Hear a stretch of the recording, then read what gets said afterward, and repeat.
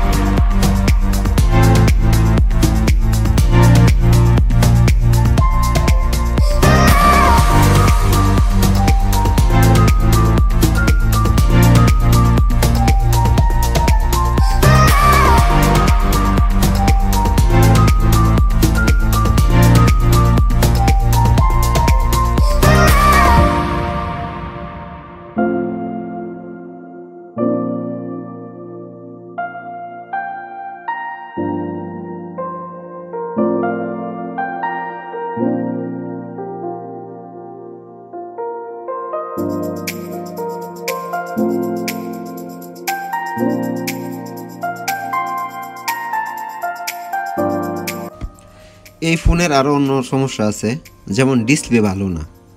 আমি অন্য একটা নতুন ডিসপ্লে লাগানোর পর দেখবো যে আসলে কি আমার ফোনটা সাকসেস হয়েছে কি না। দেখতেছি, দেখেন আরও সমস্যা, চার্জ নাই। এই চার্জে বসাইলাম, চার্জও বেশি নাই, এই যে 2% চার্জ। কারণ কীভাবে সম্পূর্ণ ওটা দেখাবো। আচ্ছা যাই হোক, আমার ফোনটা শেষ পর্যন্ত কমপ্লিট হইল, এটা হইল অনেক কিছু যে কমপ্লিট। যা টার্গেট নিয়েছিলাম, সিপিইউ আইসি সমস্যা ছিল। এই দেখেন ফোনটা অন হয়েছে, কিন্তু চার্জ নাই, ফোনটা বন্ধ হয়ে যাবে আবার। তারপরে দেখেন অন হয়েছে ফোনটা, দেখাইতেছি, দেখেন ফোনটা অন হয়েছে। যাই হোক, আমার যে টার্গেটটা ছিল বা সিপিইউ আইসি, এটাই সমস্যা ছিল, ওইটা সমাধান হয়েছে। আসসালামু আলাইকুম রহমতুল্লাহ।